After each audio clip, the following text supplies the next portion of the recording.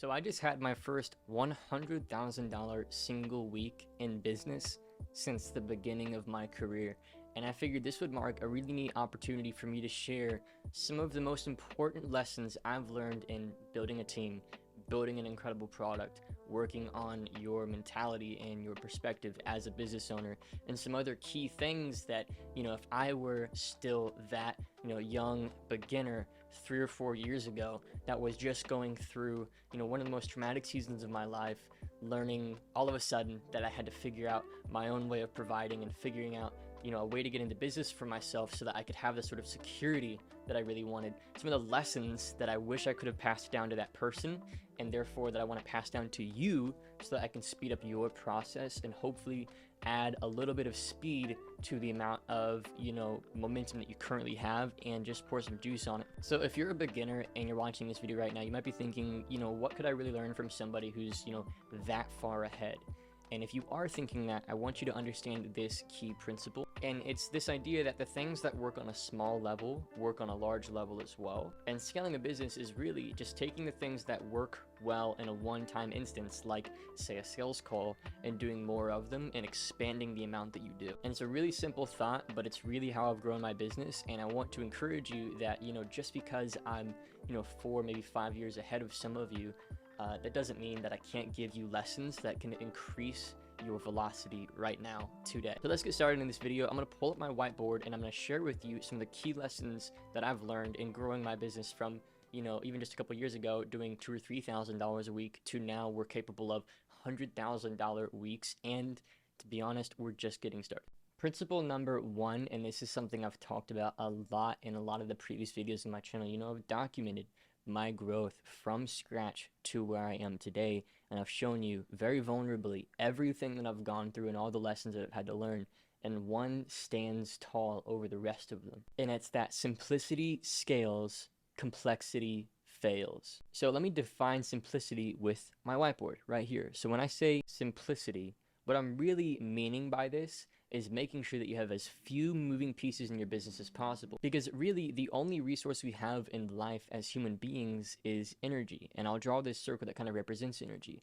And if we take this energy and we extend it in multiple different directions every day, to meet the different pieces that we've introduced into our business, it's like we can only make, about an inch of progress in each of these directions, and we never actually go that far in any one direction. So what I had to learn a couple years ago to really get the leverage that I've then taken into where we are today is this idea of simplicity scales. And it's really this idea that you want to only really do one thing as far as you possibly can, and really just reject all of the other things that could pop up, and really get used to saying no as much as you possibly can. It's very tempting when you're just getting started to try and find the right thing. And the lesson that I really want to pass to you is that the grass is greener wherever you water it. There is no right or wrong business model. There's no right or wrong offer.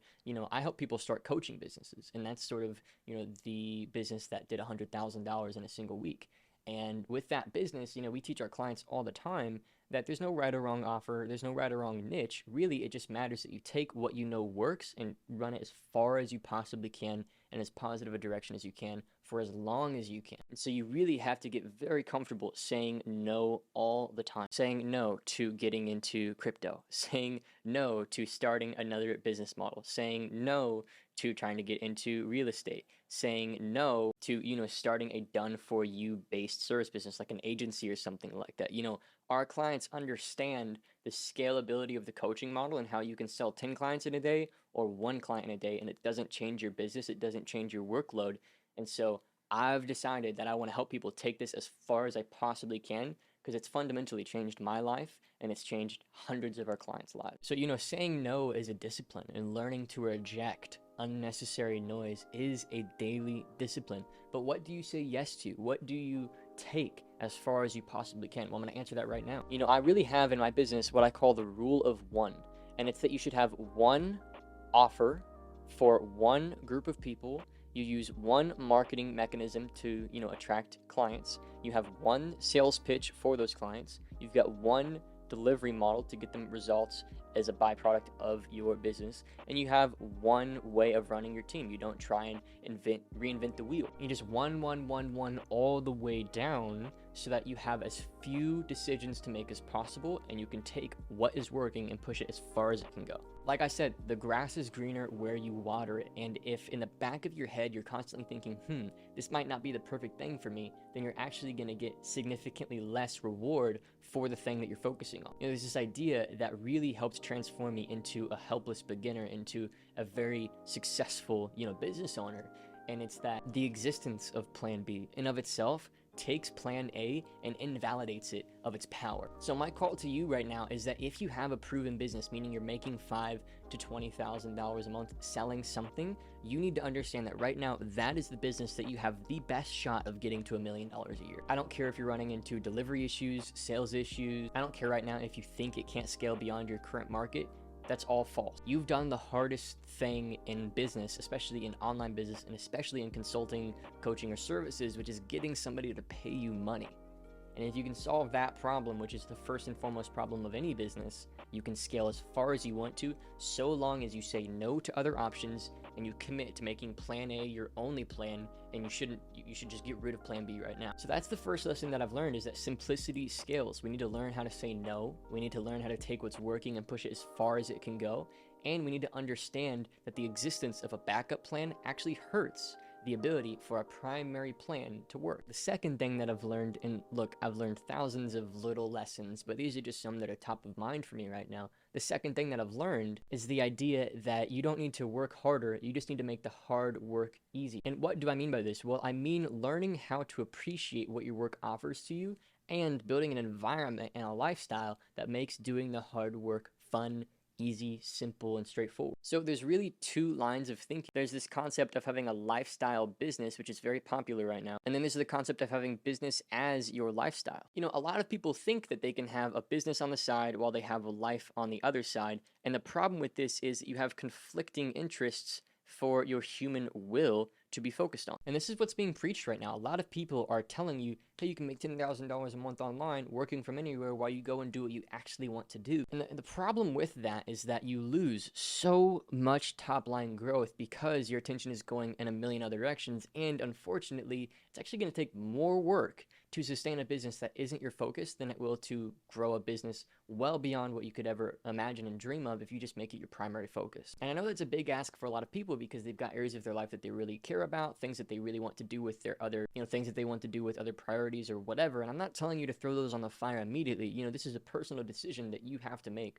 But once I moved from lifestyle business to business as lifestyle, that's when all things begin to integrate into one. And this one thing really is just who I see Trey as and who I'm trying to turn him into. And my business has one part in that. My personal life has one part in that. My romantic relationships has one part in that. My faith has one part in that. My fitness has one part in that. It's all this holistic view of who I'm trying to become. And so I want you to not just build a business, but I want you to build a self-image, an idea of who you are trying to become over the next 2, 5, or 10 years so that your business can find its way into that. And I know this sounds a little bit maybe woo-woo or like kind of, up in the air to some people, but it's really helped me become the business owner I am today. I used to have conflicting priorities. On one hand, I have this group of friends that I really want to hang out with. On another hand, I've got music and guitar and the things. Actually have my guitar right back here.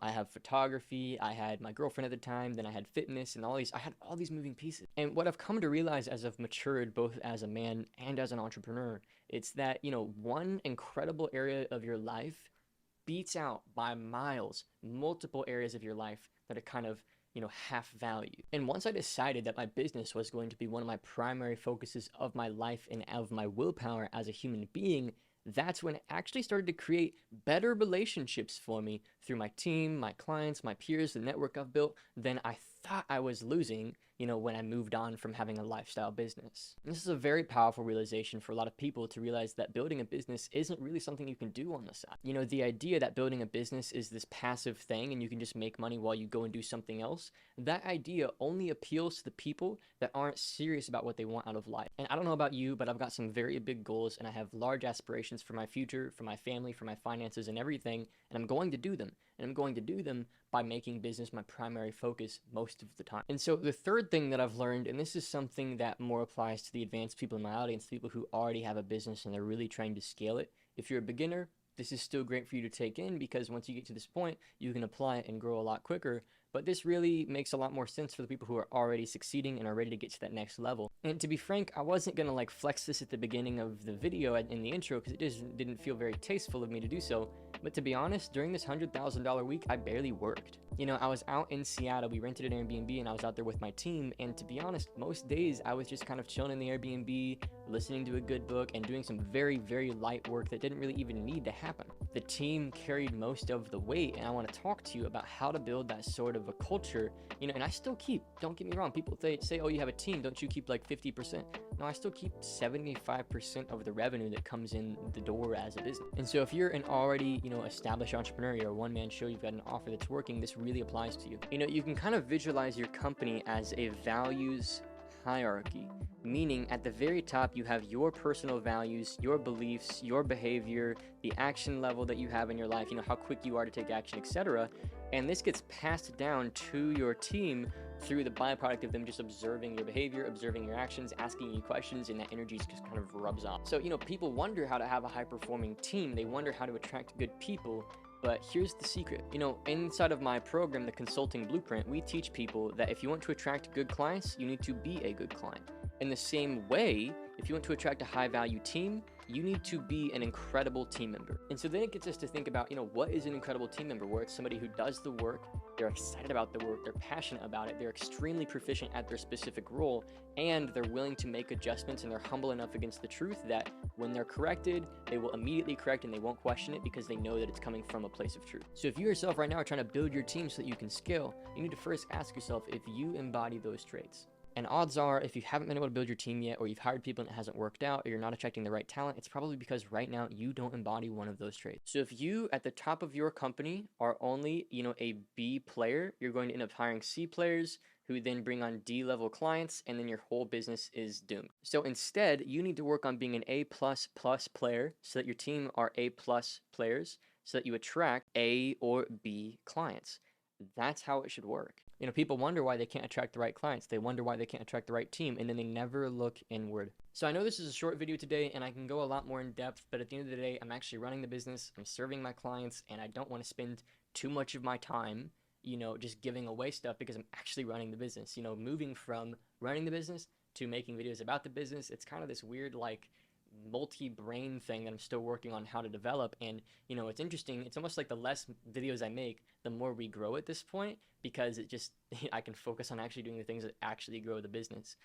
So if you're enjoying the content, I just ask you to leave a supportive comment, leave a like on the video, maybe post the video on your social media, tag me that you watched it, and I'll share it specifically on my Instagram story. I love showing people that people are watching the content, because honestly, like, at this point, we've got incredible traffic channels, we have a great lead gen process, we're making a ton of money, and I want to make sure that these YouTube videos are actually worth continuing to make. So if you've watched this long, odds are you enjoy the content, and I need your feedback. I need you to show some encouragement and show me that these are worth making, because otherwise, moving into 2023, I might stop making them. So leave some support, leave a like, leave a supportive comment, and especially, you know, tag me on Instagram, say, hey, I'm watching it, I'm loving it, and I'll share it, and I'll show people that my YouTube content is worth checking out, because my goal is to be your #1 most favorite business channel, and whether you spend a dime on our products or programs or not, I want you to come back as a repeat customer and exchange your attention for the value that I'm providing you, because your attention and your time is your most valuable asset. I want to make every single second of it completely worth it. So I hope you've enjoyed this video, and I'll see you in the next one.